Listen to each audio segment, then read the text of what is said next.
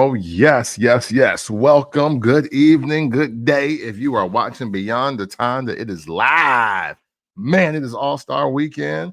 And it is also officially, a little further along on the road to WrestleMania and whatnot. And there's a lot of wrestling to talk about. Hey, listen, you may be in love and you may be not, but it was Valentine's weekend. You know what I'm saying? That's cool too. No matter who you choose to do for the red and with violence of the blue. You dig? Anniversary weekend too. Yeah, that's right. Absolutely. There's an anniversary weekend happening. Y'all may be privy to more detail on that. Who knows? It's not my place to tell you. But what I can tell you is that it is time to talk about wrestling like nobody else in the world. And when you are doing that, then that means you are listening to the first Black Champ podcast. And I am your podcast intercontinental champion and also a pretty damn good putt shack player, Cam from the Port. And I am Jade Cargill. That was random as hell. You have to explain that. Make sure you rate, like, subscribe, download wherever you get your favorite podcast. Barbershare Network is the home. Barbershare Co. is the parent company. Make sure you rate, like, subscribe, download wherever you get your favorite podcast. Follow us on everything at DFBC POD. Get that merch. Click the link in the bio. As you heard, I am JR Bang. You got Cam from the Port here on this Sunday evening. Shouts out to my man Orlando, who normally checks in and calls me old as hell on they like, yeah, me and Orlando got beef. Orlando be calling me old on I Ain't Gonna Hold You every Monday and Friday. Okay. And speaking of old, LeBron James is not playing in the All-Star game tonight, ladies. Okay. And gentlemen. Said that his ankle was sore. Right, man. Hey, that sounds like a 40-year-old problem to me. Oh, man.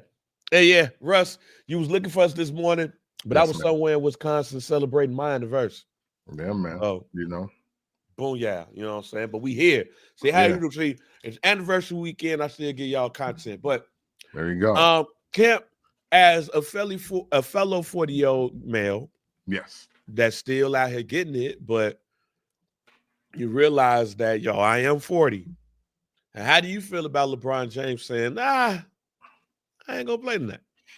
Man, well, I will start with saying, like, it is unfortunate because, this late game scratch, I'm sure even as you're probably looking at somebody in the crowd that's going to be at this at the game tonight being like, damn, I could have played. Like, I'm not going to play with LeBron's jersey on. Like, that's crazy.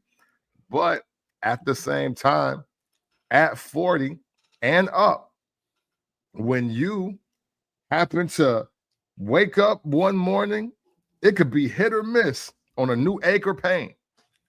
I was 6 years old, 1988, Orlando. No. He said when Mike won the slam dunk at 88. It's crazy. I didn't even know the slam dunking contest existed. Oh, man. I just saw the poster. Like, what the fuck is that? Because, like, you don't know what the fuck that is? No. Yeah. So, but hey, man, listen, I get it as a person that sees the chiropractor bi-weekly again, but and it's just for maintenance now. There was a time in my 20s, I actually jacked my back up pretty bad lifting some electrical cords. They were like 100-foot box electrical cords. But that was for repair. In my 40s, being at the chiropractor is for maintenance. So I get it. I spent 2 or 3 months last year, 2024, getting my ankles adjusted. So I'm here to tell you. Wait a minute, hold on, fam. LeBron might be like, yo, this shit hurt. Just learn about my medical life. How the fuck you get your ankles adjusted? Like, what they do? So dig it. I was complaining because I had a sharp pain like in my thigh. And I was like, man, it's probably because I've been on my feet like 10 to 12 hours a day sometimes. I'd run around, but then I'm also like hitting the stairs and all this. I was like, I need to make sure that I'm good. So literally after he did my lower back adjustment and then did something like to my sternum and my collarbone, He literally sat. He was like, "Okay, get on your back," and then he grabbed my foot and was like, "Is it right here?" I was like, "Yeah, like right there." And then all of a sudden, he just pulled my joint, and then like kind of like just like a little like just smaller. And sure enough, like whatever it was went away, and I was probably like a half inch taller. But man, I had to drink so much water because that shit was sore as hell, and I was trying to walk back to the car. hey, I was pretty much out of it. Like for a day and a half, I was limping. I was like, it feels better, but now that it's back in the right place, it's sore. So the water and the hydrating and the rest was just so like by Thursday, I was cool. And like I only needed like a few more times, and I was like, "Now you're gonna do that no more. I think I'm good now." So yeah, So it was literally like adjusting the ankle to the joint, and like maybe like the base of my foot, maybe, but whatever he popped in there, shit was worked amazingly. Shout out to Dr. Turner, man, Gallatin Chiropractic. Yes, my guy. So basically, what you're saying is that Kurt Angle was doing God's work. Hey, yeah. Hey, straight up. Depending on if you limping, a good ankle lock might even get you together. You never know. Oh well. hey, Russ, right. Hey, get your potassium up, get your water intake up, alkaline preferably. You know what I'm saying? So it's the electrolytes last in your body longer. It's a thing. You need to do it. Okay. Eddie, what up? I learned something today. I ain't know. Like I know you get your like ankles. I knew you get like your waist area, like the pelvis and shit, and your back, and of course, and your neck. But I ain't know you get your ankles like readjusted. I just thought, you fucked that up. It's a wrap for. Nah. You know what I be scared of now? Yo. And maybe because I am a little bit older, I'm scared of tearing my Achilles. Oh yeah. Like that's the shit that I'm scared of now. Like if I try, that's the shit that I'm scared of. Hey, that's why I get these adjustments. Yeah, I don't. And then every plus, once in a while. And now plus, I'm scared of the movie Pet Sematary. If y'all ain't never seen the movie Pet Sematary, it's not a lot of things I'm scared of in life. It's not a lot of things I'm scared of in life. But I am still the nigga who kind of like holds his feet up, like by the bed. Because just in case. That's the case. Because if y'all had never seen Pet Sematary, the little dead boy that they brought back alive cut Herman Monster Achilles. That motherfucker failed. But I am still like, my wife will tell you, like when I'm in the bed, like if I'm sitting on the bed, my shit is out. Like my shit's like this. My shit is like this. I'm scared of anything Achilles related. Shouts out to Kobe. Shouts out to, I mean, Freaky Sean had his shit. He tore his shit twice. Like that shit's crazy. Shouts out to Ross. Ross, if I can remember correctly, Ross tore his shit, his Achilles. And he was the first young nigga that I've seen tore their Achilles. I think he was hooping. If Russ is around, jump in, he could be Ross, excuse me. Ross is around, he could say, but I think he's like the young, like there's injuries that I don't equate the young niggas that don't like play an actual like sport, like if you play it recreationally, I don't equate this ACLs and Achilles injuries. Yeah. I think it's like one nigga I knew that tore their ACL, and I was like, how hard was you working hooping? How hard was you working? How hard was you working for you to tear your ACL, fam? Hey, MCL, I get it, because I remember taking an MRI thinking my shit was torn and it wasn't. But when I hear ACL, it's like, damn, what the fuck was you doing to do that? See, Russ, Russ, not Ross, not Kier Ross, but Russ. Right. I strained my Achilles real bad in the early 2000s trying to be Iverson. See, That shit, that's an injury that I don't want. Yeah. At all. Like if somebody said you had to take a injury, that's nah. See, Damien, I don't know what the hell you were on. The Exorcist had my head, my neck hurting. Oh, you just watching? You like, oh shit. Yeah, he thought he was gonna contort his joint like that. Thought he was gonna contort. No. And I remember when I was young, I hyperextended my knee a couple of times, and a garbage can fell on my ankle. Right. Like was it full or like? Like, or like, are you talking about one of them big ass like? Yeah, the big ass joints, like the steel joint. Damn, we was bullshitting. We was bullshitting. you just bullshitting and the mother. Hey. Wait, you was what? Hey. I think I had to be like 8 years old or whatever, 8, 9 years old. We was bullshitting. And that motherfucking garbage can must have leaned over and niggas couldn't stop it. Niggas thought my shit was fucked. Niggas thought my shit was done. Dang. But I just so happened to it went the right way, not the wrong way. Jeez. But yeah, that motherfucker fell. It's like, how the fuck? Niggas came and said, how the fuck, Lee? Yeah. I used to find myself in certain injuries and shit. Like, how the fuck? How? Like, what was you doing? That's wild. That one's wild. That one's. See, look, there we go. Orlando. Yeah, see, that quad is an old injury, nigga. Like, yeah. Oh yeah, pulling your quad. That's old. That's an old nigga. You officially out the game. If you tear your quad, you out the game. You need to chill. Hey, that's why I had to tell my young boys.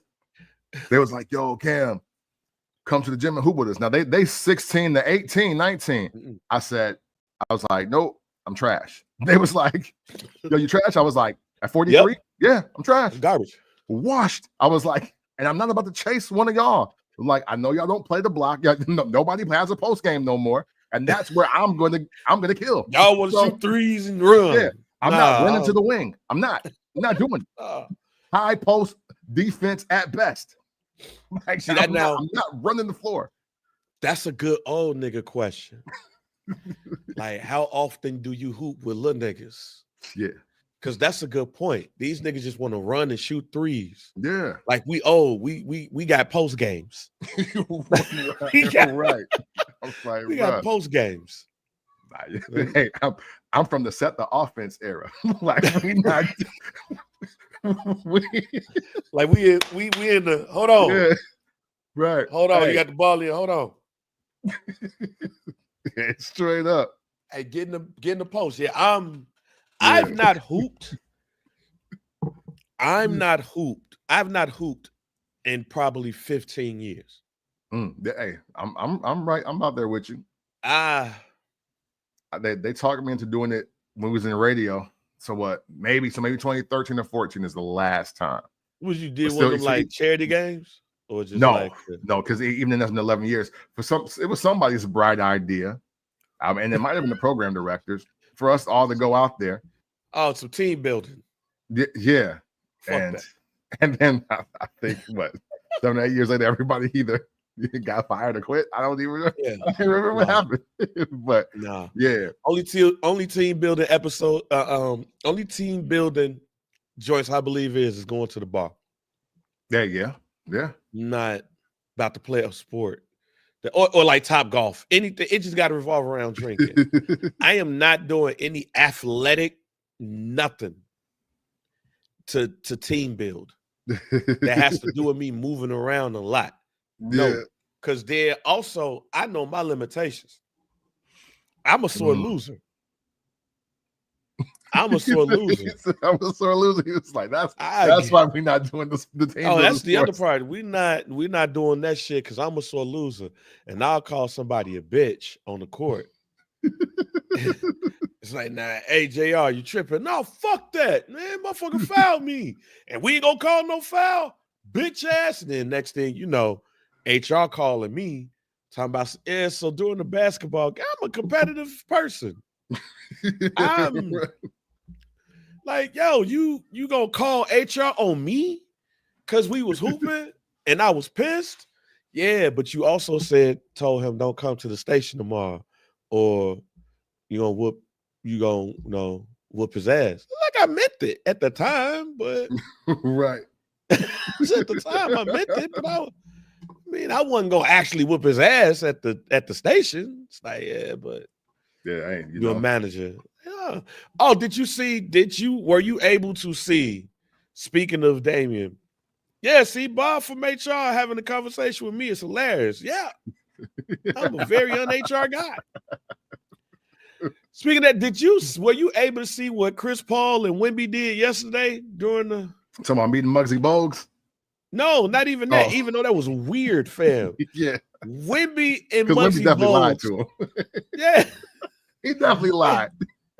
Nigga, Wemby was like, God damn, like, but no. Talking about you one of the first players I ever seen. Bruh, stop. You've been alive. You ain't been alive as long as he's been retired. Stop talking to me. Stop talking to me, bro. Yeah, we do gotta.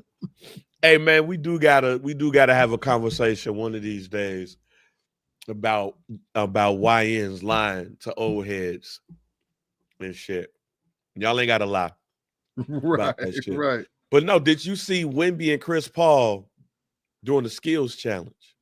No, you know what? Oh, I've actually missed the entire All-Star weekend because, again, like I said, I'm a pretty damn good putt shack player. So you know what I'm saying? It is what it is. So I missed it. Nigga.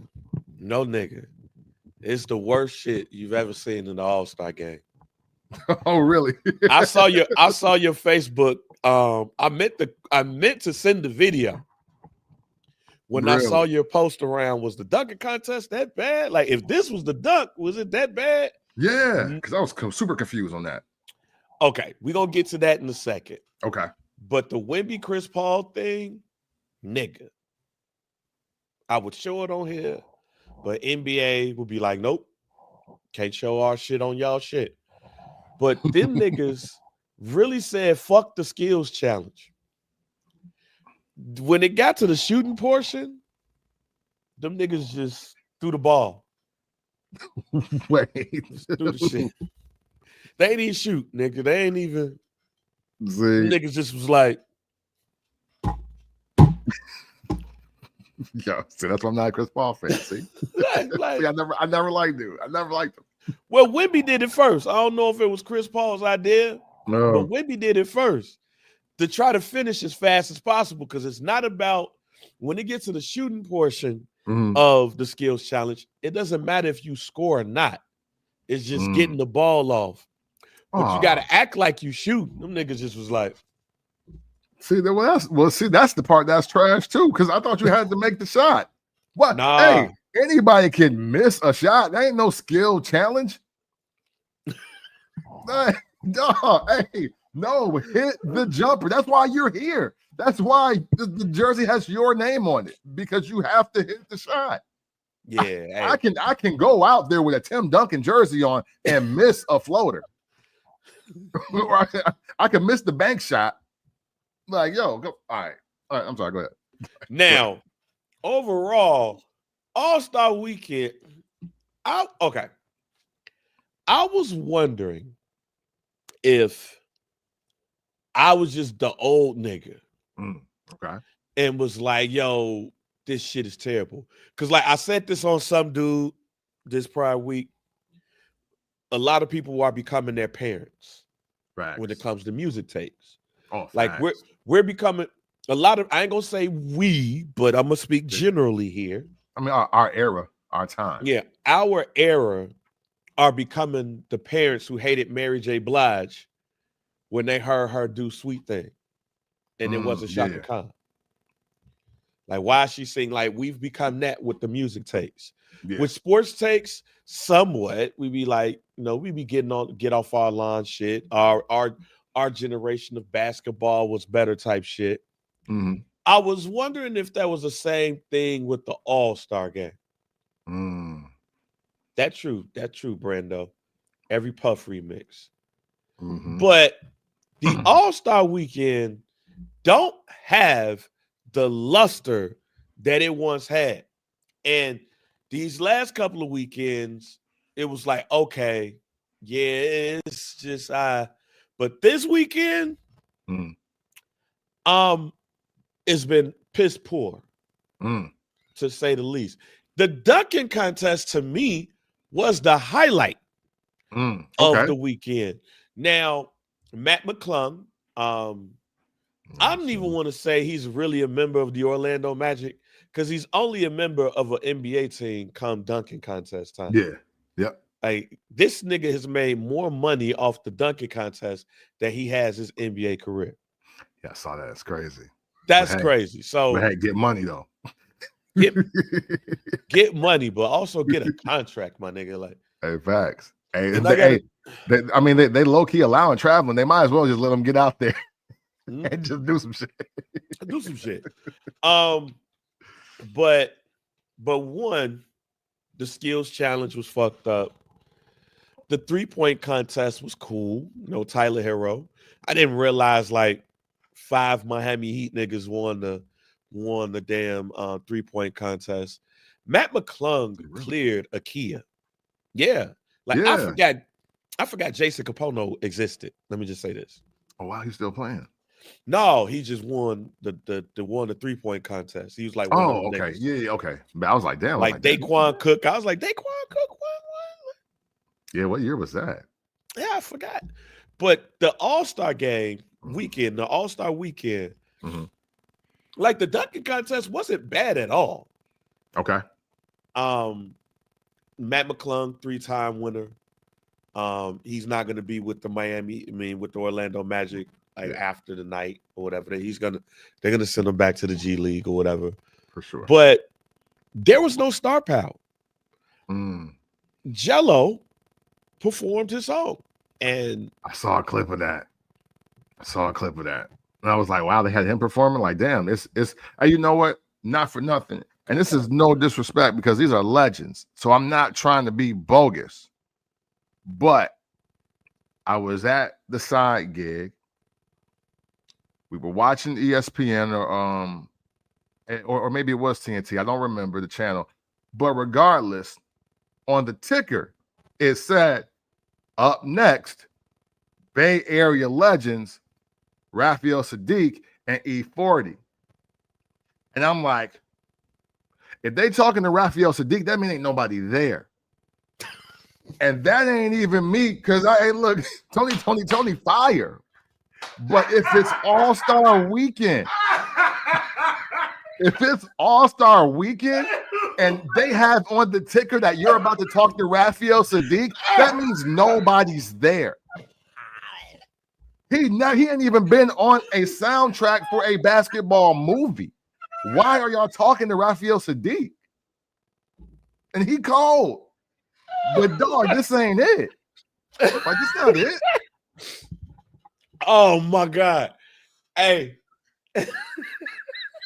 Like, hey, E40, at least he be at the games. Like when the Warriors be on that run, like he be in the crowd. He has a season ticket. I've never seen Raphael Sadiq at an arena. I've never seen him at an arena. And y'all talking to him because it's All-Star Weekend. That means nobody's showing up.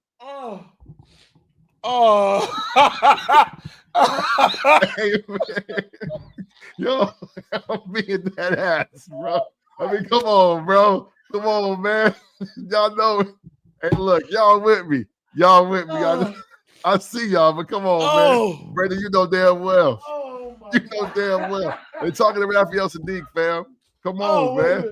No, part of the reason why I'm crying right now, because I think he's like announcing some shit during the game today. I was like, what? Oh, what? Exactly. What is he doing? Like, it was to the point where I Googled what does he have going on solo-wise. Because I was like, yo, he got some new music coming. Hey, I was really expecting some. Hey, Orlando. Right. Hey, right. Hey, see? Orlando, exactly. He is now one of the 10-year artists that should be at the time join the crew. I'm laughing even more at that because I said maybe y'all could. Hey, see, look, hey, you already pitched him for 2025. You pitched him last year. Yeah. You know what I'm saying? It's real. Ah. Kaylani, hey, ain't Kaylani from the Bay? She kissing some girl. She kissing some gay girl in the Yo, video look too. at that. They couldn't get Kaylani to show up, man. That's crazy. I'm laughing at that because we had just said on the call we had, and what about Tony? Like,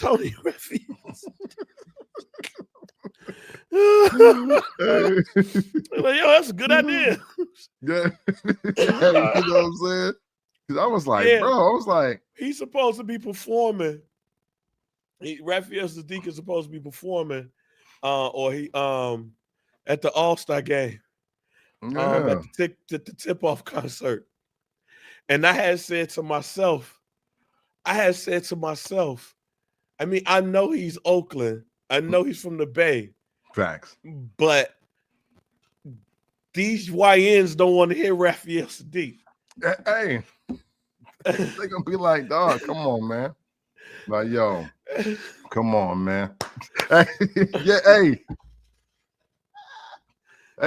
another bad sign. And again, no disrespect to the young dude. Man. But when they had a face-off between Duke Dennis and Marshawn Lynch, I was like, wait a minute.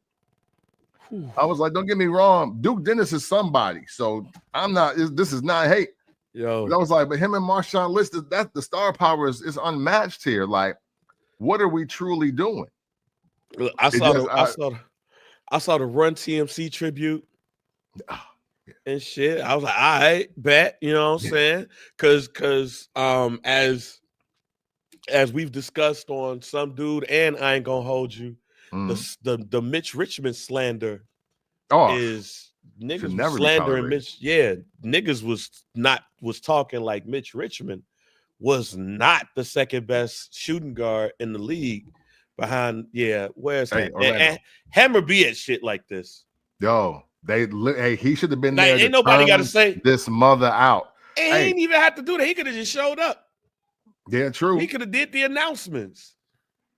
But my thing is, no, let Hammer perform over Jello Ball. At least be like, yo, this is a legend.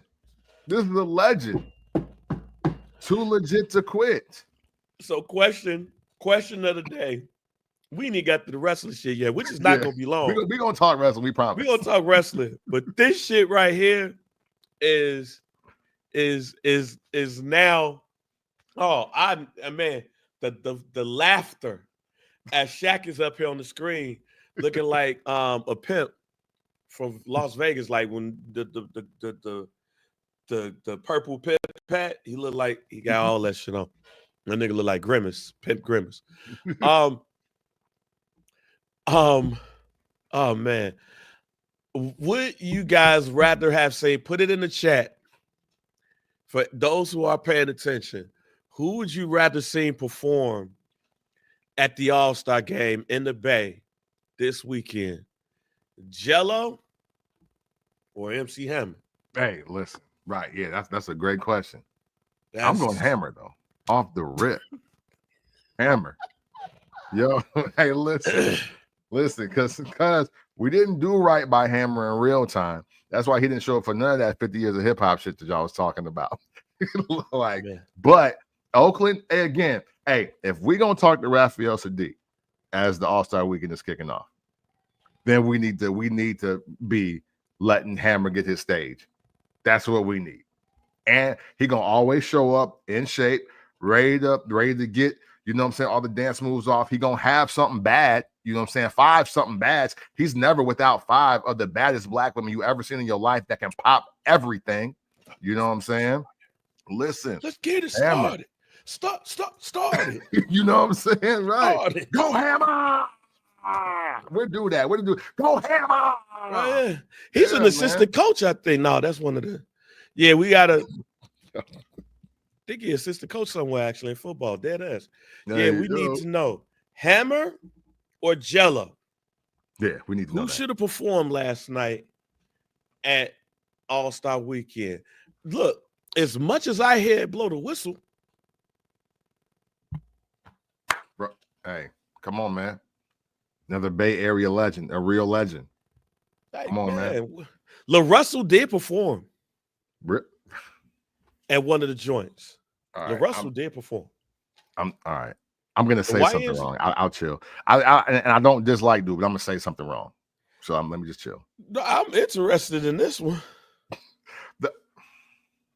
Okay, so right, I get that LaRussell has started an incredible movement by doing shows in this backyard. I get that, but again, this is All-Star Weekend. LaRussell is the pick of somebody's son or nephew that just happens to be on the All-Star committee. Like, that's just what that is. There, as much, hey, if niggas was trying to tell us on Sunday, I don't know Kendrick Lamar, I don't know any of his songs, I don't know what he was doing up there, then how the fuck you know LaRussell? How? Explain it. You had no idea who the fuck Kendrick Lamar was. So it's not a talent thing. It's more of a y'all niggas don't know LaRussell. Exactly. Okay. Not a talent thing. He get busy. I'm about to get high and watch his Tiny Desk tonight because I missed that one and the Bilal one. So I'm gonna watch them both. Oh, that Bilal one was nice. But hey, like, come on. We're not doing that. We're not doing that. You're not about to tell me. I'm not about to sit through 5 or 6 days of people telling me they don't know who Kendrick Lamar was and what he's saying, but yet LaRussell can be an All-Star Weekend. We're not doing that. Nope. I feel you because I agree. You're not gonna tell me. You're not gonna tell me the same niggas that know Raphael Sadiq is the same niggas that know LaRussell. Hey, also, come on, make it make sense.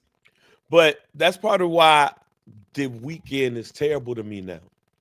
Now, forget that there's 4 different teams that's about to play tonight in a bracket style tournament. Because I actually like that. I actually think that's decent. Because like they did like a players only competition meeting about how the competition's supposed to be better tonight. Mm. So I'm not even gonna get into that. The pomp and circumstance around the NBA All-Star game is terrible, and it's supposed to be the best. Let me say this. The NBA All-Star game is supposed to be the best weekend. It has traditionally been the best All-Star quality weekend. Mm-hmm. But I think that shit's dead. And I was wondering if I was just being the old nigga and being able to say that. But nah, I don't think I'm an old nigga in saying this. And part of it is the star power of the players. I might be wrong in saying this, and I might sound like an old nigga. But these are the most swaggerless NBA players that I've ever seen in my life. Generally. Hey, there's a couple that I'm like, all right. And that couple, I mean, Anthony Edwards. Anthony Edwards, as far as swag, even though he an ain't shit nigga at 23. and seemed to be proud of it. Because go look at the text messages he sent any woman that told him they was pregnant and see his reaction. Anthony Edwards is probably the most notable ain't shit nigga in sports right now. He's not quite some people that I won't name, but just look at text messages when the chick be like, yo, I'm pregnant, and just read what Anthony Edwards say. That being said, none of these niggas got charisma. All right. Shouts out to my son who used Riz in front of me for the first time. Oh, okay. Yeah, he was like, yo, he was like, man, the kids at school be trying to shoot their Riz at girls. And I was like, fuck.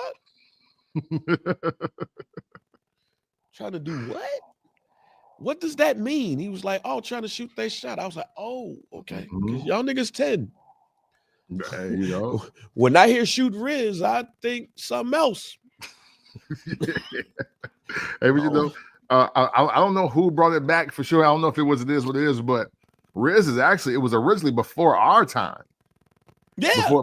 But before it was macking and pimping, it was Riz. Yeah. This lady, older lady, because she swear everybody be trying to hit her too on the low, but we ain't gonna talk about it. But she was telling me how another guy, she was telling me how she tapped this guy on the shoulder and tell him how he smelled good or whatever. And he was like, yo, don't be trying to Riz me. And this was like 8-10 years ago when he told her that. So he was an OG then. And I was like, oh, okay. And I was like, so Riz been around for the ones that's known. Like, okay. Yeah. So hey, the only thing cool you young niggas is doing is bringing back the double OG words. Yeah, like cool.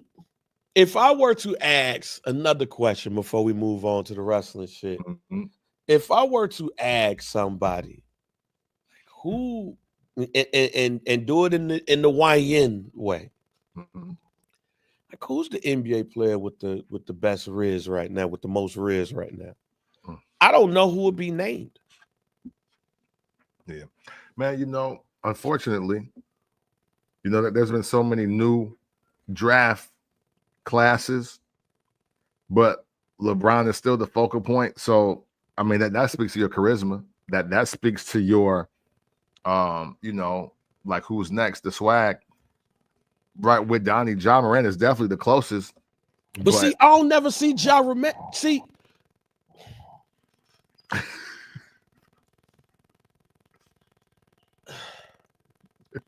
don't see Ja Morant with hoes. You took the words for me. I was like, the thing is, he the closest, but he always with niggas and guns. It's like, hey, yo, bro. Yeah, hey, and he's one of the few. Also, he's one of the few young uprising stars that women ain't talking about. That's alarming for me.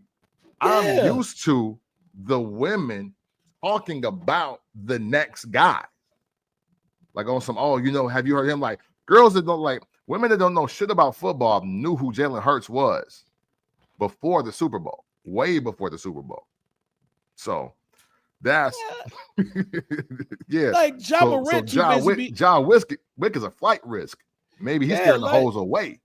Right. It'd be hard leg city, and he get a gun. He think Katie got bands in the video. Just I would say it's Ja Morant, but Ja Morant don't be around. No, you don't see no hoes in the vicinity of him. Yeah.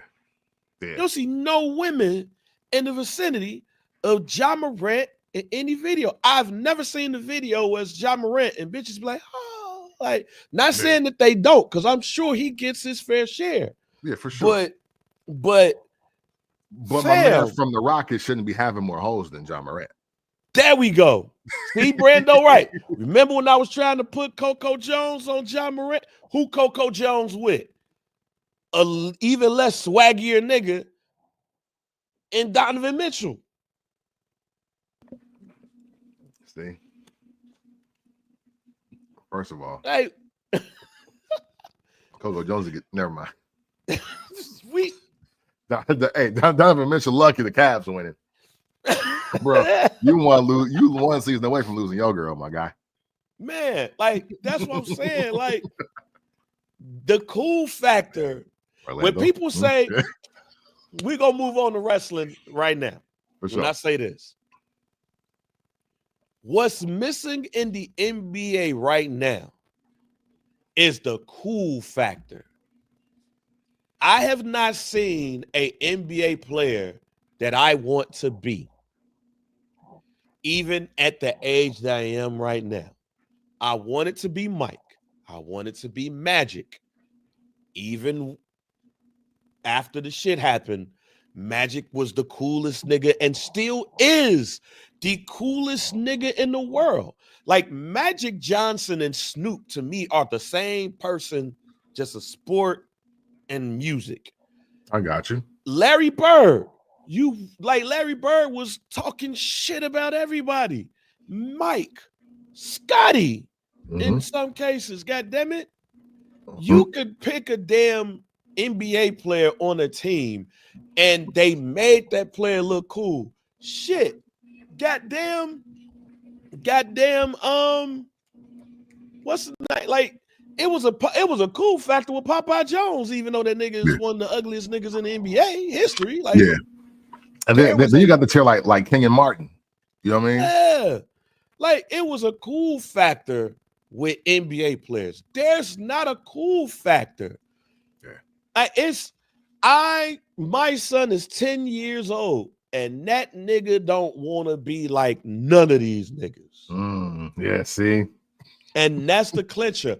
My son would rather play 2K than watch an NBA game. My son's not down here watching the All-Star game. He's yelling at 2K. The players, the shit that you do on 2K is more interesting than what you do or what you're looking at. Are there some great players? Yes. KD, one of the greatest players of all time. LeBron, one of the greatest players of all time. Steph got everybody wanting to be like him when it comes to shooting threes. But as far as like the lifestyle and all of that, there's not a player that my 10-year-old looks at and be like, I want to be like him. I want his shoes. I want his jersey. I want his hat. I want to grab the DVD when it comes out or stream whatever. Nah, just give me 2K. I'm going to be upstairs, my player, and I'm changing people's beards. Like Orlando just said, kids want to be Casanat. They want to be Asho Speed. They want to be these streaming niggas. Drewski. They want to be Drewski. Drewski would not be cool in my day. I know because I'm Drewski in my day. Hey, yo, all right. I'm talking about as a kid. I'm Drewski, nigga. Like, I'm the fat kid that's all of a sudden cool. Them niggas. There's nobody in poll your 10-year-old to your 15-year-old, because once you're 16, I think some of that shit start to go away. Yeah, you should start wanting to be yourself now. But there's not one NBA player that I hear kids wanting to be. That's why baseball is falling off. Hey, no, who the fuck you want to be in baseball? Yeah. Unfortunately, I mean, hey, look, you're right though. You're right, because a lot of these young boys, they groupies. They be trying. They the ones that's got the OnlyFans girls, these regular girls that just get naked and showing their feet while they 6-7 figure earners. You know what I'm saying? They recklessly skating in them. You know, they're not. They don't have any brand deals really. They want to wear the LeBrons or the Kyries or the KDs. They don't even want their own shoe. Like, yeah, it's rough. It's bad out here. It's bad out here. But hey, man, this is why streaming is popular. This is why now you can just be regular, and if you can you can amass a big enough following, you'll be in the ranking. Hell, this is why The Rock can come back at 50 plus, and now all of a sudden wrestling is cool again. The Rock has now, in 3 different decades, been the coolest sports entertainer or athlete alive in probably some spaces where he shouldn't have been, if we're being honest. So I get it. You've said a mouthful, pause, with The Rock. Hey, Russ, you're right. Yeah. The Rock. I shall speed is definitely getting beat up in my ear. I'm sorry, go ahead. Oh, you goddamn right. Oh, he's getting beat up. Yeah, you bark at one of us, we slapping the shit out you, and we stuffing you in the locker, bro. Like, matter of fact, I Show Speed is getting treated like Braun Breaker treated him in the Royal Rumble. Like, that's nigga. We whooping dude ass. He better run. He better show some speed, or and he getting his ass beat. But yeah, man. But let's get to this wrestling shit, man. This was actually a fun conversation on a Sunday night, though, because your ass, my head's hurting. All right, I'm gonna just say that my head is hurting right now. On the Fatu family. Shouts out to the Fatu family, man. Fatu family taking things over. Yeah, absolutely. Hey, man, it's looking like just the Samoan dynasty now. It's not about the one specific family. It's like the umbrella is really truly now the Samoan dynasty, but the Fatus is officially taking over, man. Yeah, like it's the Fatu dynasty at this point. Orlando, you accurate. yeah, accurate. No, for very, sure. very accurate. But Jey Every Uso hour. officially, Jacob Fatu officially announced who his opponent will be at WrestleMania, and it is Gunther. Gunther whooped his ass though. And basically made him choose him by whooping his ass. But he said he's gonna whoop his ass. And hey, anything I know about Gunther, hey, whether he win or lose, if he say he's gonna whoop your ass, go whoop your ass. That was expected. But I want to bring something to your attention. Wrestler journalist Bill Apter says that he believes that Jey Uso will be replaced at Mania. This is the quote from a podcast I think Sportskeeda does. I didn't get the exact source of this. But he said, fans want to see CM Punk against Cody Rhodes. Jey Uso has announced that he's going to go for the World Championship against Gunther. And I've been saying this on a lot of shows. I don't know if Jey Uso is going to get to WrestleMania. Well, all of these attacks that's going on with him, I don't know. I think John Cena might end up with Gunther somehow. And I think CM Punk goes with Cody Rhodes, because that's the match that everybody wants to see. Does he have a point? No. Hell no. No. I think, matter of fact, for me, I wouldn't be surprised if they just stop Jay from actually wrestling to make sure he makes it to WrestleMania. Because here is the first time in a very long time where the hottest guy in wrestling, and it should be undeniable right now. There should nobody should be challenging this. The hottest guy in wrestling, period, right now is Jey Uso. Not the best, not the making the most money, but he is absolutely the hottest wrestler in the world right now. And the hottest wrestler in the world needs to be at WrestleMania, and they need to be in the main event. And so I don't even understand that. That's there's BS takes and then there's stupid ass takes, and I think that's leaning into stupid ass takes. Only because it's like the ultimate star power and the ultimate star moment that could help Cody would have been facing Jey Uso. Jey Uso was in a very rare situation where no matter who he picked, he was helping them out, because now you on the poster. They can't not have the WrestleMania poster without Jey Uso on it this year. You can have that bitch without Gunther on it, though. And that's unfortunate because he's the champ. And they can still do CM Punk versus Cody Rhodes. That could happen. Just put him in it, make him win the chamber. Oh, now it's settled. So that's dumb as fuck. I'm sorry. I see both sides. Okay. Help me out. The only reason why I see both sides, because I don't want to see Jey Uso versus Gunther. Me neither. That's the only reason why I see both sides. If it's Jey versus Goon,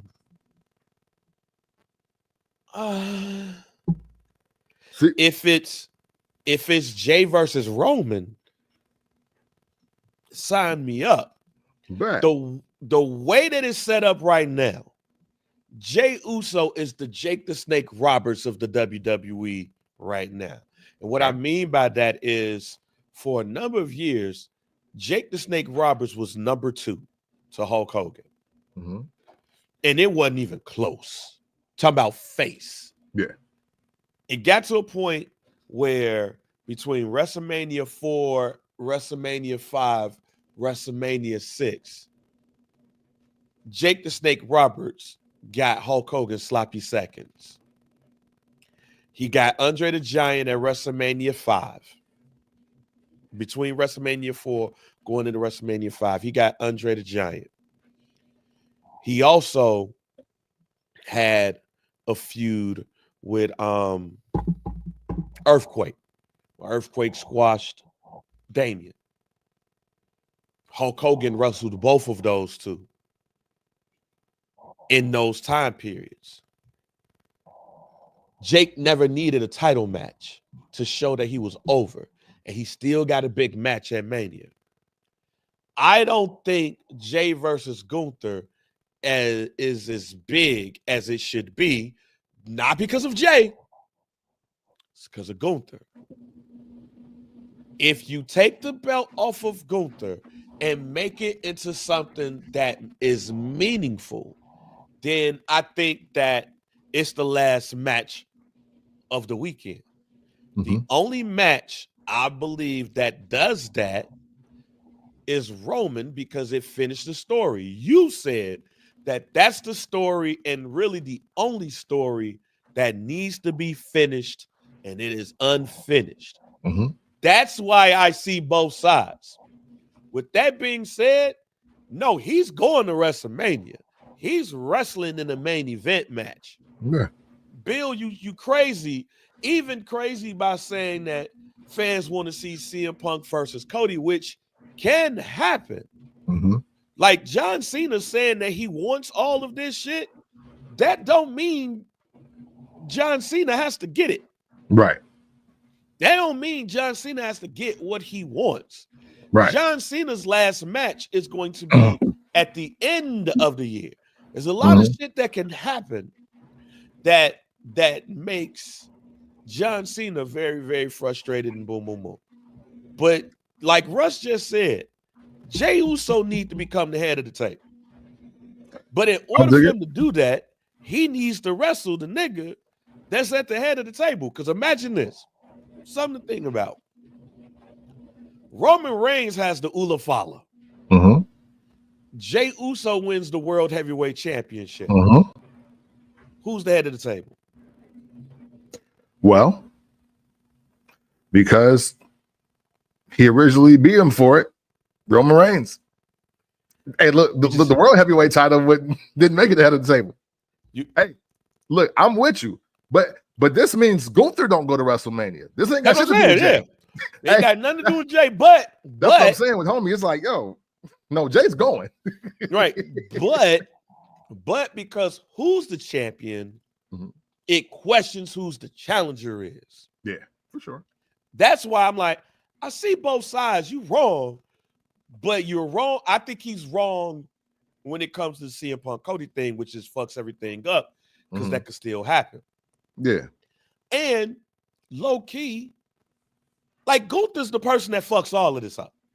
Right. As much as I love Gunther, Gunther is the person who fucks all of this up. Because do we really want to see Gunther defend the title at WrestleMania against anybody? No. That's it. And lucky for him, well, no, lucky for us, there's enough PLEs and Raws for that to not happen. Like, hey, because at the end of the day, Jey Uso is now fighting for the World Heavyweight Championship. He's not necessarily, definitely fighting Gunther for the belt. You know, so the title is the title. They could change who the champ is between now and night 1 of WrestleMania or night 2, depending on who wins it. So that's what I'm saying. Hey, look, if the better stance for me from dude would have been, I don't think Gunther versus Jey Uso was really going to happen. But don't be like Jay not making it to WrestleMania. No, that's the one guarantee. You can book that because they need him there. Every city wants him to come out there and yeet for 7 minutes. He's going to fucking WrestleMania. There's not like that ain't no like that would be the dumbest shit ever. That would make me think Tony Khan just bought WWE TKO Endeavor. That's what would make me think if Jey Uso didn't go to WrestleMania. Hold on. Your man's performing. Oh, my man Raphael? He performing. I mean, he doing Let's Get Down?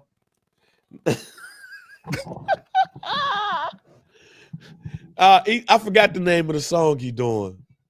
But he doing one of them joints from one of the not one of the Tony joints, of course. I would say if I had no loot.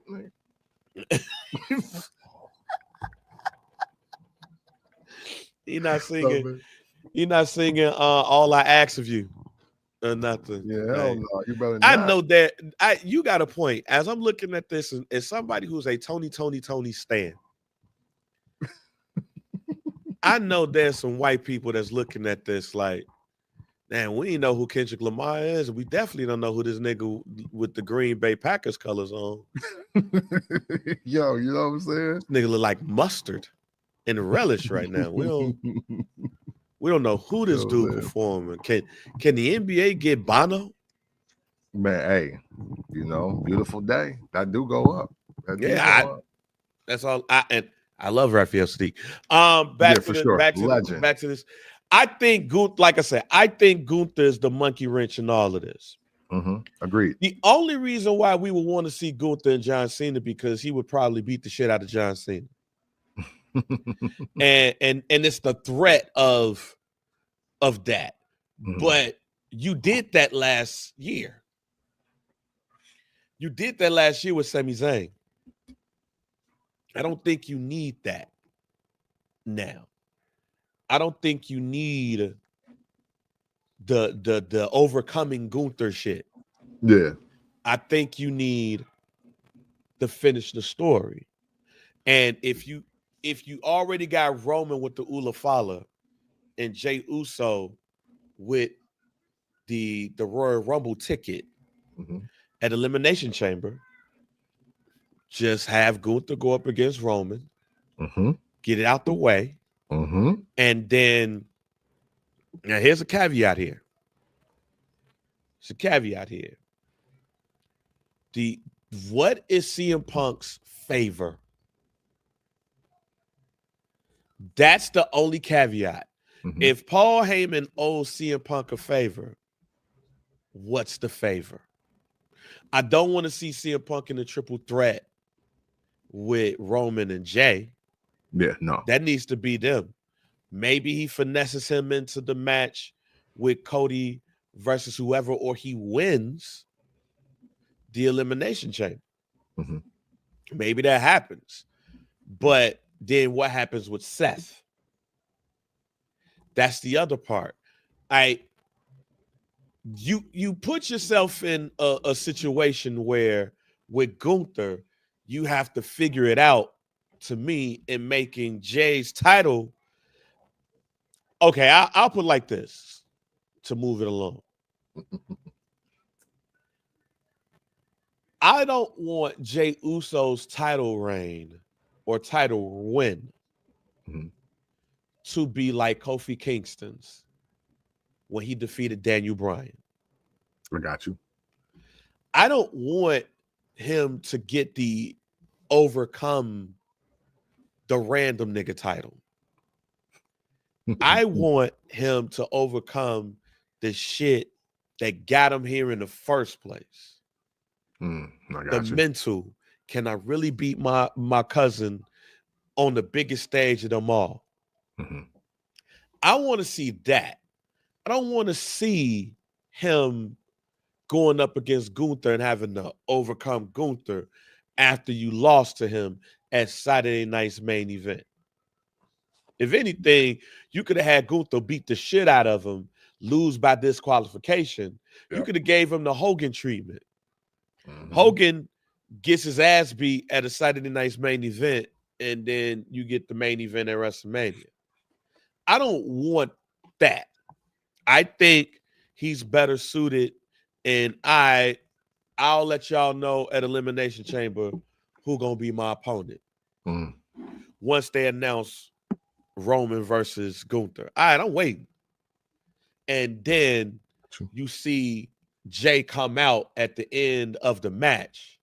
And you see him go up to his cousin and point at the WrestleMania sign. And you say, all right, business just picked up. There's nothing, I keep saying this, there's nothing that has me emotionally invested in Jey Uso's championship story right now, because we've seen too many times where somebody has gotten the emotional edge, but they still lose the match at WrestleMania. But I also don't want it to be a Kofi Kingston thing. Like, oh man, he finally did it. And your shit just the inspirational story. Right. Nah. If he's main event Jey Uso, I think the only thing that can officially make him main event Uso is him beating his cousin and becoming the head of the table. Because right now, even still, when you think about the story, excuse me, even when you, yes, like Booker T, like there's a couple other people that did that shit at WrestleMania too, but Booker T is the first person that come to mind. But when you have Jacob Fatu saying we need to get the belt back for the family, when you got Solo popping up, when you got Roman still around here, but at the crib because he got a stump to the face on the concrete, you got Big Jim being Big Jim, can't even get into the Elimination Chamber. Yeah. It's still too many people that has a claim or want to claim to something. And there's really only two people that really truly got that claim. But want to move on to Jacob Fatu, who did not qualify for the Elimination Chamber. I'll start off by saying I was highly disappointed. Especially after what I saw in that triple threat match. That motherfucker called Damian Priest and gave him a Samoan drop, jumped out the ring on Braun Strowman, got to the top rope, did a goddamn moonsault on Damian Priest. Imagine that motherfucker. Imagine Jacob Fatu in Elimination Chamber. Yeah. I'm sorry. I want to see that. I don't want to see Damian Priest in Elimination Chamber. I want to see Jacob Fatu. When I saw that shit, if I had a tomato, I would have threw it at the screen.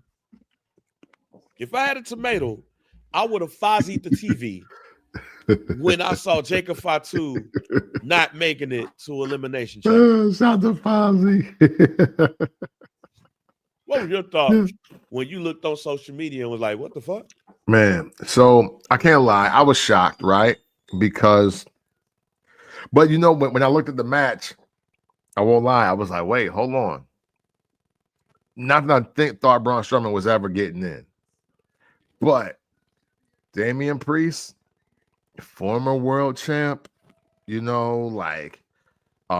trying to get him into that super face territory. So it wasn't so out of the way. I mean, because shit, Damian Priest also squashed Braun Strowman last year. Oh, wait, no, he outsmarted him to victory, right? But either way, though, I really sat there and thought about it. I'm like, man, this could go either way. So unfortunately, even though I was kind of shocked, I wasn't necessarily surprised. But hey, look, when I realized that the champ ain't gonna be in the Elimination Chamber, to me, all bets are off then. Because I think that's some BS. Cody or Gunther should have been in this match anyway. I don't even like the fact that a champ ain't in the match.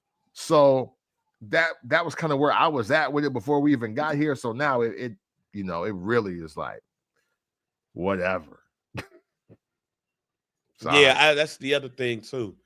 There should be a title defended. Yeah.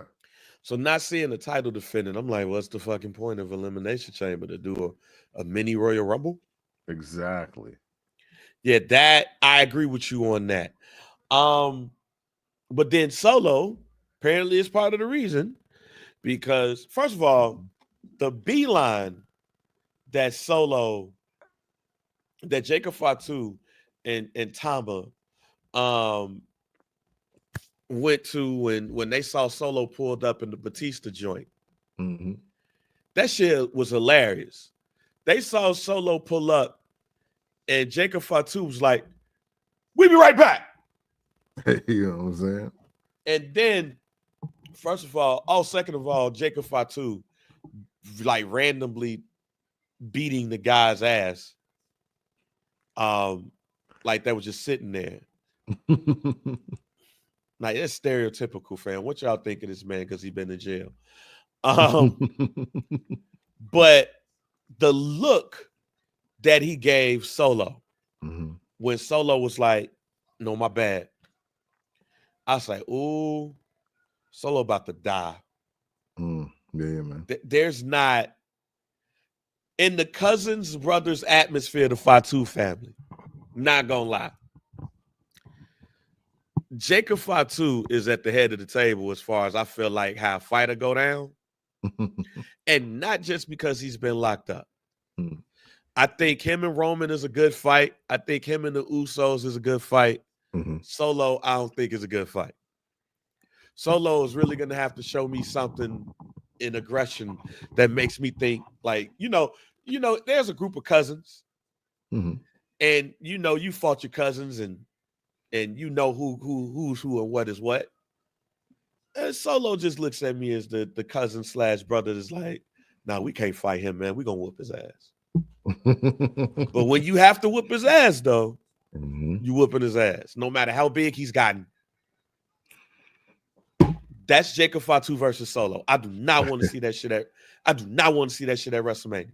Yeah, I mean, I do not want to try. I do not want them to try to do anything with them two at WrestleMania.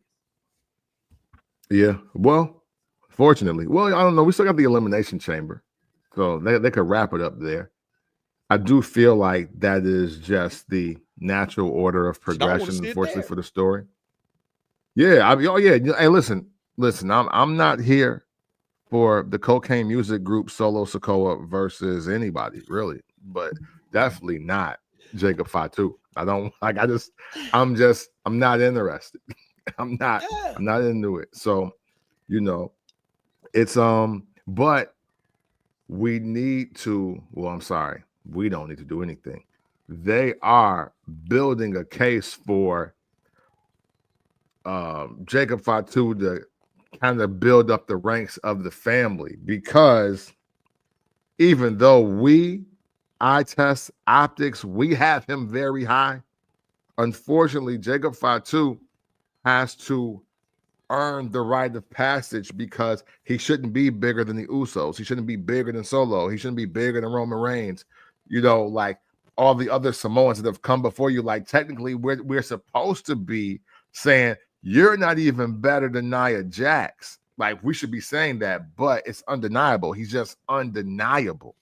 So I do appreciate them building up Jacob Fatu, because that is one thing that can be hit or miss. But unfortunately, because of storyline making sense, like the continuity and all that, we may get Jacob in a series of matches that we don't care about, and we might feel like they're wasting our time for right now. You know who I'd rather see Jacob Fatu in a match with at WrestleMania? I'd rather see him in a match against Gunther. Or against Sheamus. I don't want to see him in a match against Drew McIntyre, because Drew McIntyre need a win. Yeah. But I'd rather see him in a match like that.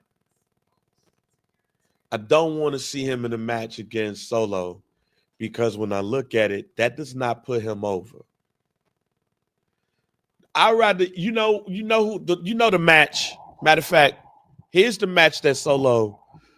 Here's the match that Jacob Fatu needs at WrestleMania. Randy Orton. Okay. Jacob Fatu versus Randy Orton. Give me that. That's the match. If Randy Orton is not going to go up against Cody Rhodes, give me that match. Because you know what Jacob Fatu is becoming? Yeah. Jacob Fatu is becoming the heel LA Knight. Yeah. What I mean by that is Jacob Fatu is over like Rover, Jack. He's over. But what I don't want the WWE to do is keep putting him in situations where he can't reap the benefits of being over. Right. And Logan Paul match ain't going to do it. No. A Logan Paul type match is not going to do it like everybody thought it would be for LA Knight, because they hate Logan Paul. Mm-hmm. You need to give him a match where if he wins, it's going to get him what he needs. That's Randy Orton. Because Randy Orton will put him over. Mm-hmm. Randy Orton put goddamn, what's the dude name that I hate? Got cut. What's the nigga name? End up champion. What's the nigga name? Oh, damn. What's full name? What's the name? Well, look, I can't remember his name, but Randy Orton in his lifetime. I'm sorry. Arab dude. Oh yeah, Jinder Mahal. I was literally gonna say, look, Miz, Mark Henry, Jinder Mahal, all of them put over by Randy Orton on the title run. So Jacob Fatu needs an opponent that you go, oh, this ain't gonna be no easy one, Jack. And he gonna give him the match to make him look good, and we'll put him over. Mm-hmm. Jacob Fatu needs Randy Orton. Solo needs the Andre the Giant Memorial Battle Royal. That's the difference between the two. Give me Jacob Fatu versus Randy Orton on night one and watch a star born. We think he over now. Watch a stars born if Jacob Fatu wrestles Randy Orton and he gets over. Jacob Fatu will get the first title shot at the next PLE if that were to happen. Solo can go up against LA Knight because I think they was wrestling each other at NXT. So I'm cool with that. But give me Jacob Fatu versus Randy Orton, and I'll be a very happy fan. Charlotte picked Lil Charlotte. Yeah. Charlotte, as expected, picked Tiffany Stratton. So the women's Money in the Bank match, or not Money in the Bank match, Elimination Chamber match. Now, Randy Orton will job for Jacob Fatu. Yeah, I think that's different. Would. That's not, and that when we talk about Jacob Fatu and when we're talking about guys like that, it's not really jobbing to me. I don't think it's jobbing. Like, to me, currently, right now, if you were to say that Randy Orton was going to job for somebody, I'm now thinking that like one of the Motor City Machine Guns is going to beat him for a qualifying match for something. Like, you know what I mean? Like somebody with no real shot at a successful tenure for the rest of the year. To me, that's when you jobbing. I think it's really just more solidifying, getting somebody over. You know what I'm saying? Now, even Jake, because Jimmy Uso actually came up in my mind. Now, that could be a job if nothing happened for Jimmy other than he beat Randy Orton in 2025. That would be it. But if he goes on, and even if he's the Intercontinental Champion for 6 months, it's officially not a job to me, because it's like, hey, this was my notable win that put me on the path to get to the title defense, which now puts me over. You know what I'm saying? And Bray was already over. Like, Bray was already Bray when that happened. Yeah. So to me, that's Shawn Michaels, Kurt Angle. Yeah. At WrestleMania. Yeah. That's Chris Jericho versus Shawn Michaels at WrestleMania.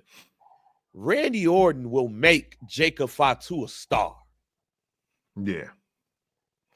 Bray was already a star. That's the difference between the two. Jacob Fatu needs that star-making moment. For sure.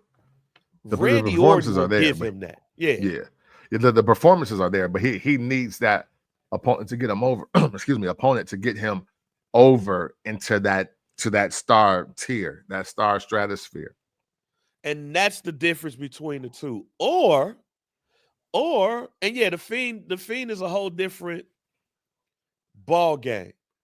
Jacob Fatu, again, is not where Bray was. I'll give you a couple of names. Jacob Fatu is not where Bray was.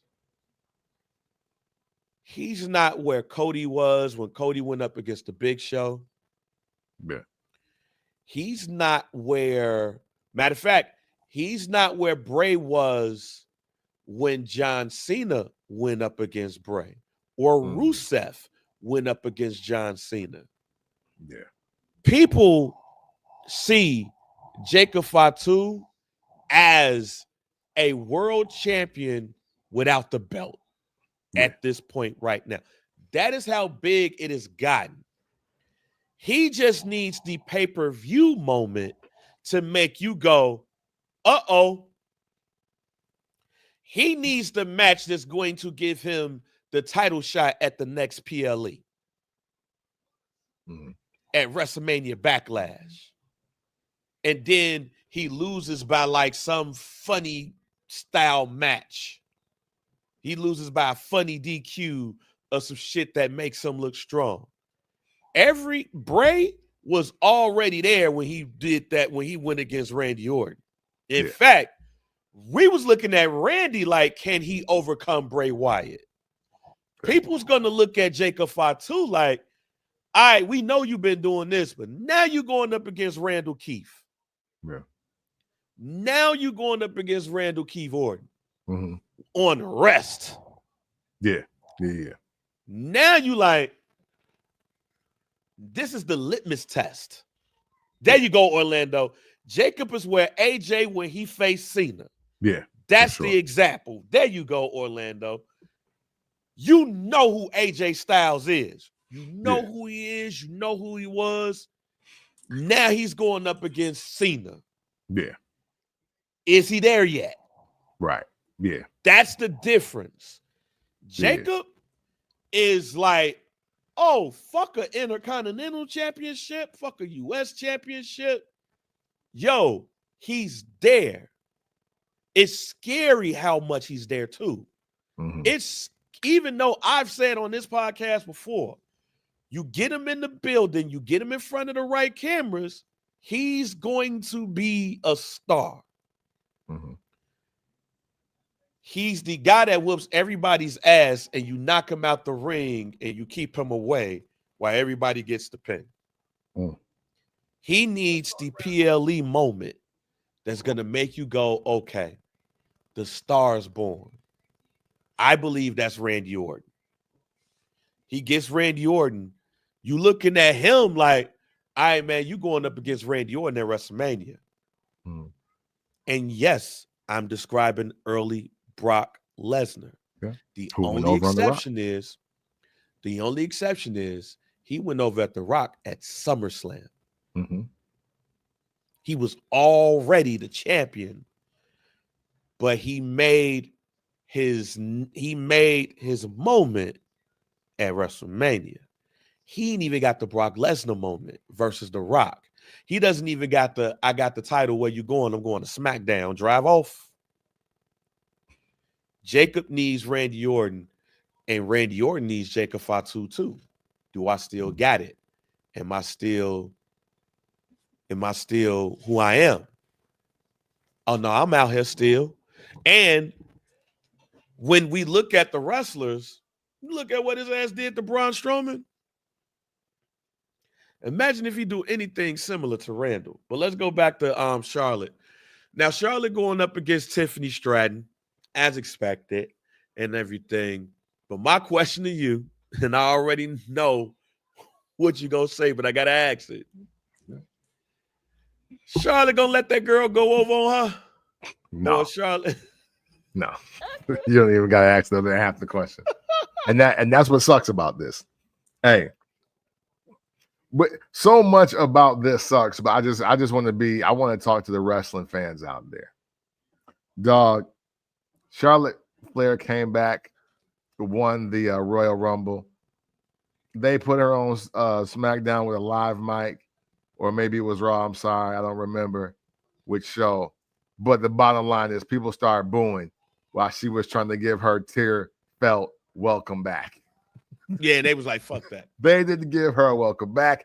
They didn't give her a "you deserve it." They said boo to the point where like she had to switch her whole script because normally when you come back from a career-ending injury, you come back to love, pomp, and circumstance, and people are actually excited about you getting your next title opportunity. But oh no. For the first time, I believe in my wrestling life, I've seen the exact opposite. It's literally anybody but you. We talking about how we not really here for Gunther at WrestleMania. It appears that nobody wants to see Charlotte Flair for the title, any title, at WrestleMania, and they're vocal about it before she even picked who she wanted to face. Oh, yeah. Yo, that's terrible. That's a terrible spot. And what makes it even worse is unless they're about to flip the script on us, Charlotte's absolutely winning this title at WrestleMania. You don't. Oh, he ain't talking to us. He on mute. But so yeah, hey, look, it sucks. It's unfortunate. It's super unfortunate because Tiffany Stratton, I believe, is going to have a great year. Not that she has to have the title to have a great year. She don't need the title for the entire year to have a great year, but I don't want to see her with a very short title reign because Charlotte Flair is back. Now, there is quite the possibility that this match ends in a DQ. But how many times did that happen in a Charlotte Flair match, especially for the title or in her career? Hell, we might be getting the residual damage for when she's put Becky Lynch over. Because wildly enough, for some reason, and we don't really know, at least I don't know, so maybe y'all can enlighten me. As soon as she put Becky Lynch over, all of a sudden her and Becky ain't cool no more, like in real life. So there's a nasty narrative also that could be, hey, every time Charlotte Flair puts you over, you enemies. so that could suck too. But either way, I don't think, we're obviously not in the minority because she couldn't even get her welcome back. Like they was like, nah. And I think she was in Nashville. And there's a lot of white people here.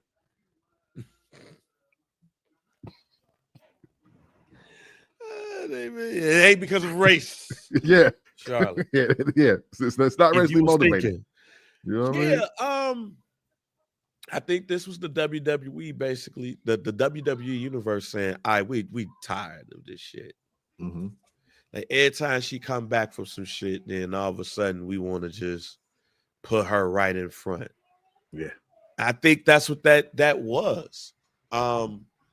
For everybody in the WWE that's saying that we want to listen to the fans, they need to listen to the fans here. Mm-hmm. They need to listen to the fans, and Charlotte Flair should not go over on Tiffany Stratton. Yeah. Put Tiffany Stratton over. I think that the fans would, even though they don't want her in this match, if she were to let Tiffany go over, if Tiffany were to go over, the fans would then the next day be like, mm-hmm. But the fact that she said, I miss y'all, and the motherfuckers like, we don't miss you, bitch. Yeah. I think at one point they was cussing. Oh, yeah. Yeah, it's like, nah, we don't go on with this shit. Yeah. We'd rather see Lyra Valkyria go for the title.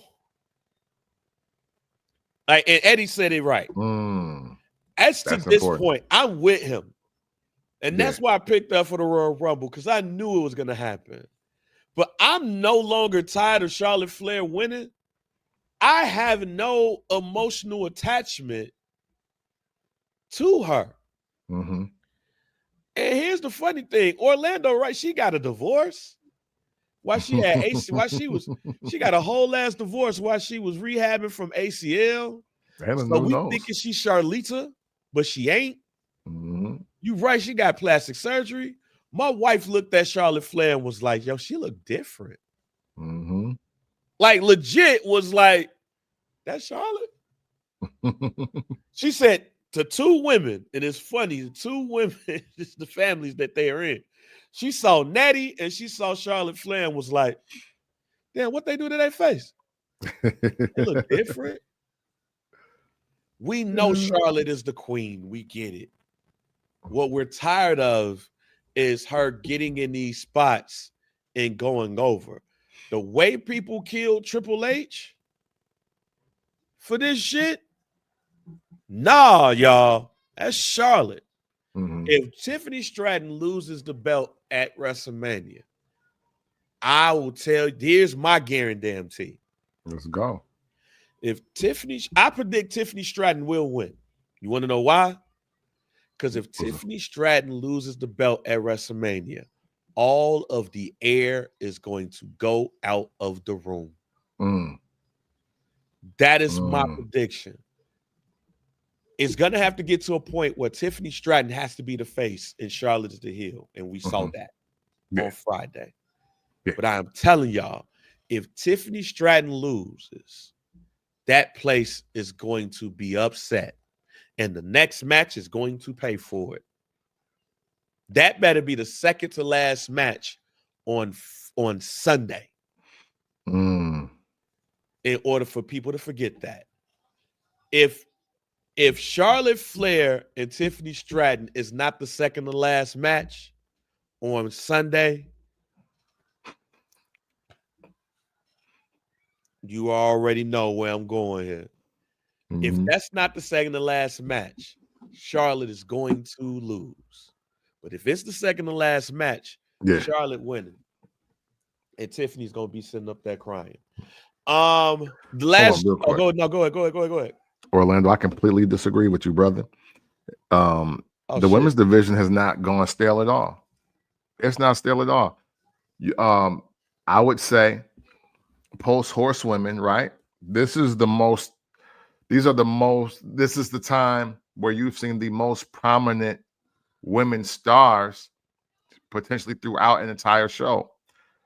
I think it's difficult to say it's stale when you got Rhea Ripley, Liv Morgan, but you also have a Bianca Belair and a Nia Jax, who kind of carried the entire women's division, both tag team and singles throughout the year.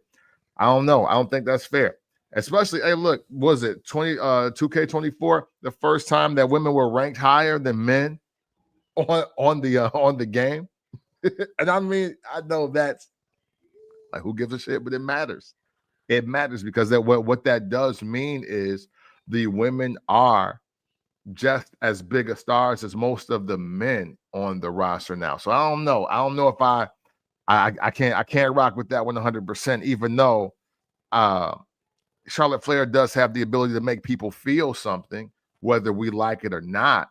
But the women's division being stale, nah. I mean, shit. Unfortunately, look at LA Knight. Look at LA Knight. And that was my pick before he even got to where he is right now. And unfortunately, they haven't done with LA Knight what he needs. And because he should have been hotter than Liv Morgan. He should have been hotter than Bianca Belair. He should have been hotter than every woman and most men in the company right now, because he is the demo.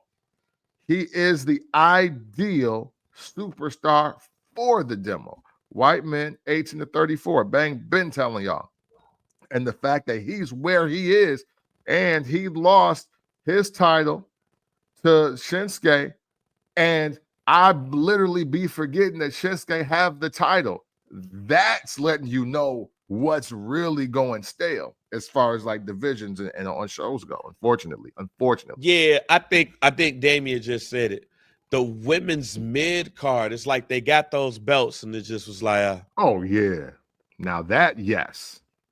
They just got it. Because again, I'd be forgetting. They put Chelsea Green in the Elimination Chamber qualifying match. Right. It's like, yo, come on. And she You lost don't give her a fucking opponent. right. Like, yo, come on, she the champ. Lyra If- also give Lyra a like come people on. should be fighting for a chance to go up against them. And it Right. shouldn't just be like Mia Yim and all of that. In fact, I would have rather Charlotte Flair challenge Chelsea Green. Yes. Not win the Royal Rumble and do it. I would have rather her been like, no, I'm gonna go up against Chelsea Green. Yep. But then I had thought about this. This is fucked up. How many times you see Ric Flair as a United States champion? Yeah, that too. Like, I remember a couple of times he wrestled for it, and I was like, y'all sure? Right. Like, yo, you know it's Ric Flair though, right? Yeah, it's Ric Flair fighting for the United States Championship. I'm talking about in WCW too. Like, it was like 1 or 2 times that it was like Ric Flair versus somebody for the United States Championship, and I was like, oh yeah, he's gonna lose by disqualification or some shit. Ric Flair not about to win this motherfucking belt. But I would have rather her go up against Chelsea Green because the back and forth between. First of all, she would have got booed then too.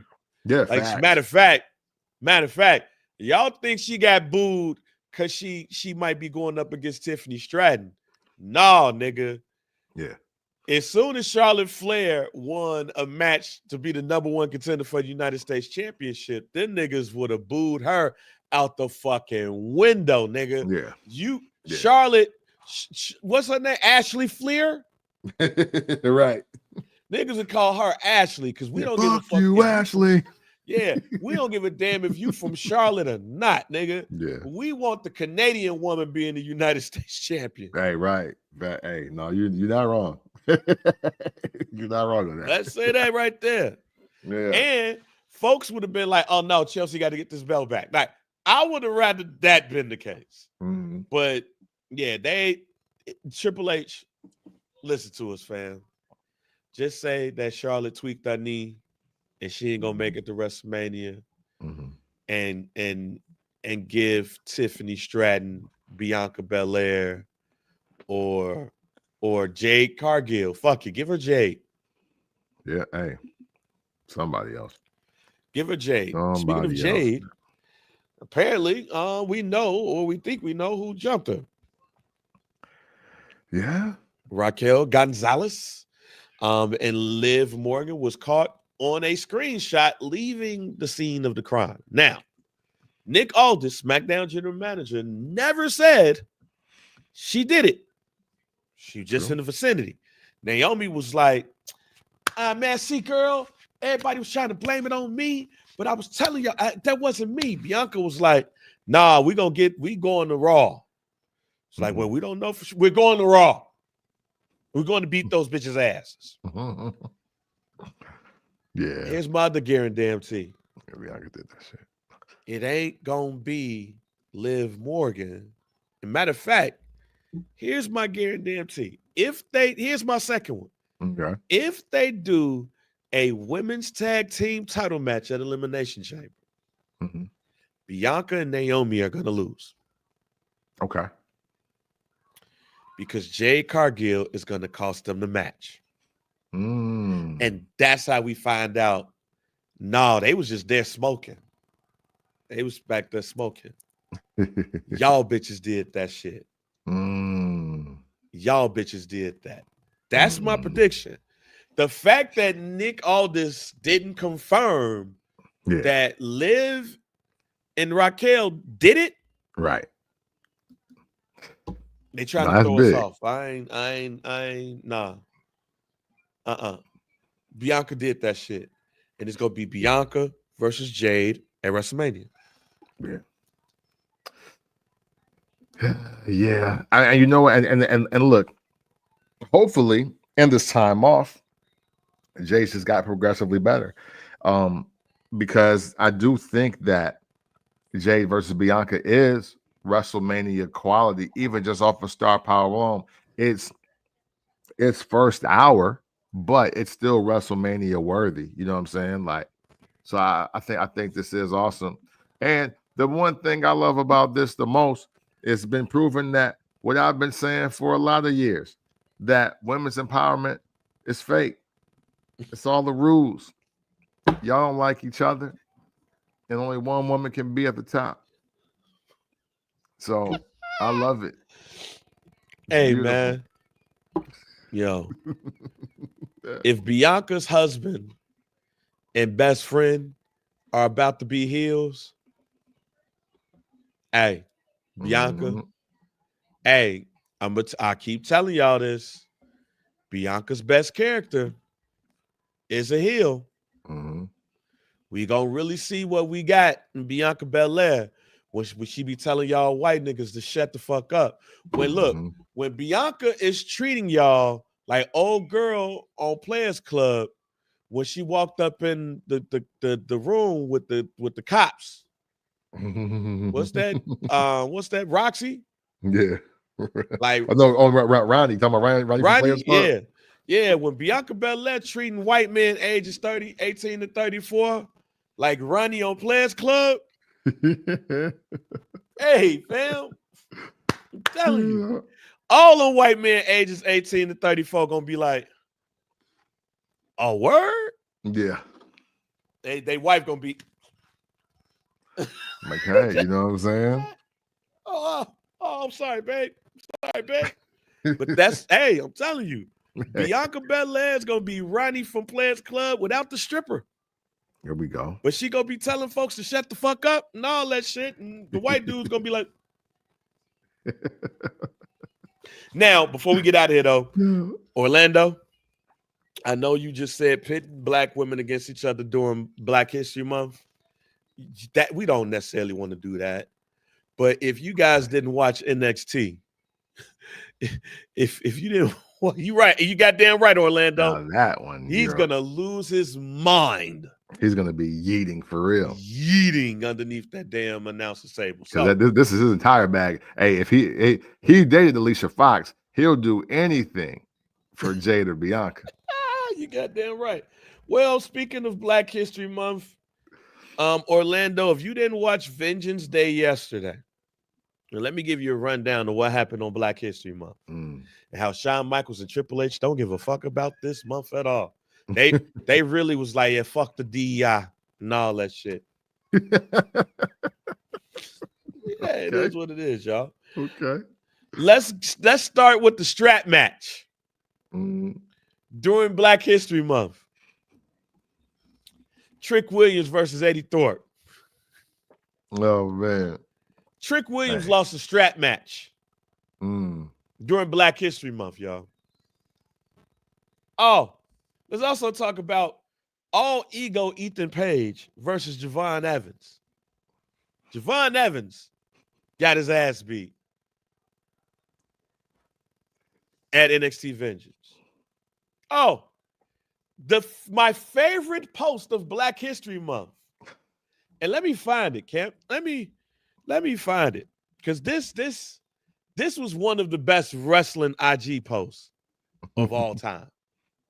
Because Obafemi, when I tell you this man kept it real, hold on, let me share this screen. Because, man, I say, yo, if it was anybody that knew the assignment, it was Obafemi. So let me say this. Obafemi was the only African-American who won a match. But here's his caption, y'all. Worry not, ladies and gents. One of us came out on top this month. The ruler holds us down. See, that's what get your merch purchase right there. That's what get you. That's what we do. That Trick Williams said, I bet I get the last laugh. We almost at the end of Black History Month, ladies and gentlemen. You must Shouts be March out to shouts out to Obafemi for holding us down. Now, Obafemi did get his ass whooped at the end of his match by four random wrestlers that got their shield on. But here's the best part about that. 3 of them guys was black. Yeah, see, I'll accept that. So even if he got his ass beat, 3 of the 4 was black. So shouts out to Obafemi, who tagged Chocolate City and let us know, worry not. One of us came out on top this month. It's me, champ. Hey, you know what I'm saying? Hey, and as long as a black man is a champ, everything's all right. You know, we can't win them all. You know what I'm With saying? that being said, any guarantees for you? Man, you know, we kind of talked about it earlier, and I was coming in here to kind of make this proclamation, but something does tell me that Jey Uso will not be facing Gunther at WrestleMania. Mm.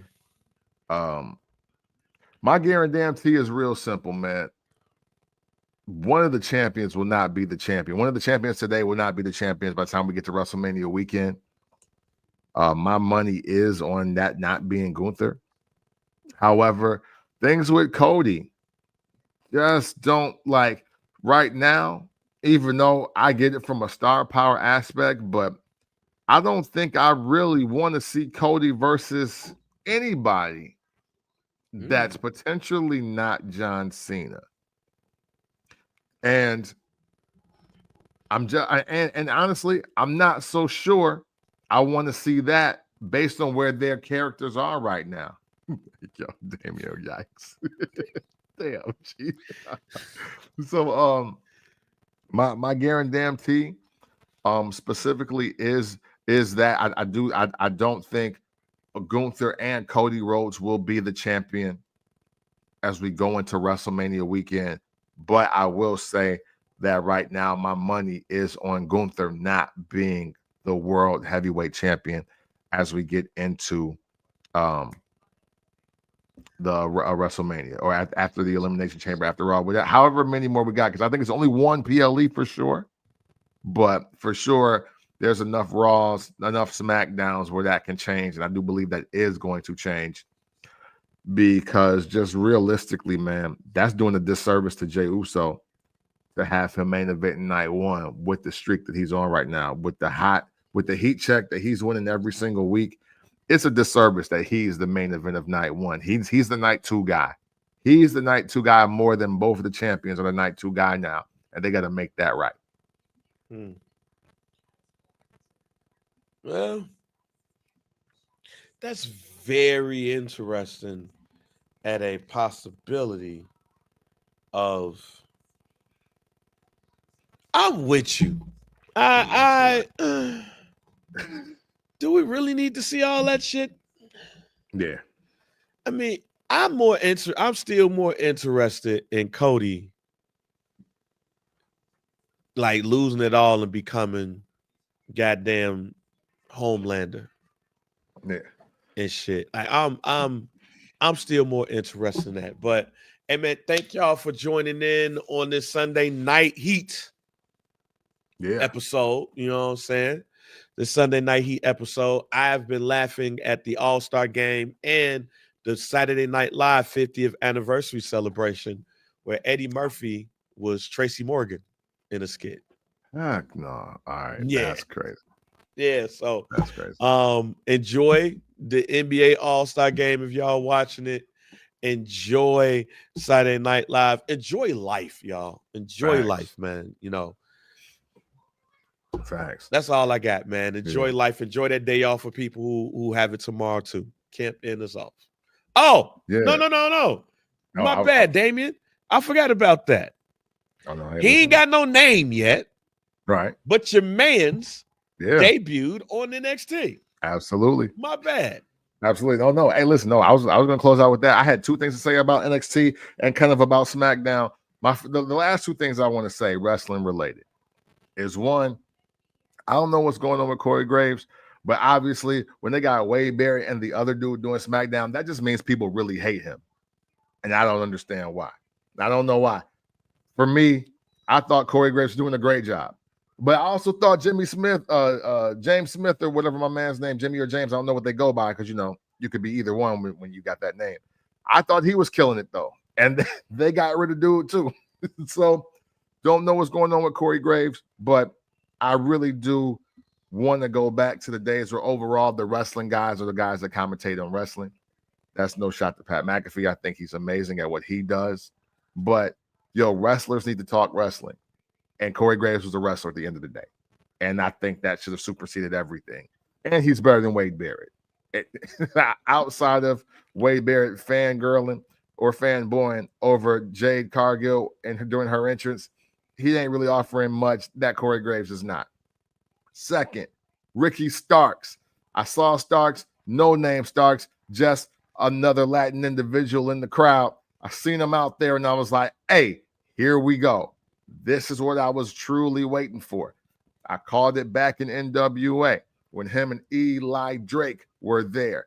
And I'm really, when I saw a clip of the interview with was my man Chris Van Vliet. Yeah. And when he was like, yo, I'm not hurt. I can wrestle. I want to be booked. They're not booking me to wrestle. I'm like, oh, well, this means that he's really primed to be in the WWE if he gets released. And boom, super happy to see that he was a part of that. I'm actually not mad that he wasn't at Vengeance. My thing with that is he made the appearance, and now that's all the buildup you really need in this era. So I'm just looking forward to see his career really start. Now we about to hit the reset button. I think this is going to be a great close of the year for whoever Ricky Starks will be by the time that he gets officially on the WWE roster. And I'm looking for him to be what I said he was. And that's one of the premier young talents that's going to be on the rise to get to Raw or SmackDown really soon. Other than that, man, hey, man, look, thank y'all for tuning in. You know what I'm saying? Sunday evening, you know, hey, we interrupted All-Star Weekend. Oh, well, I think we more entertaining. But we appreciate y'all, everything that you do to contribute to this show during the lives and just to the FBC community with your likes, comments, shares, posts, questions, rumor, and innuendo. All of it. Greatly appreciated.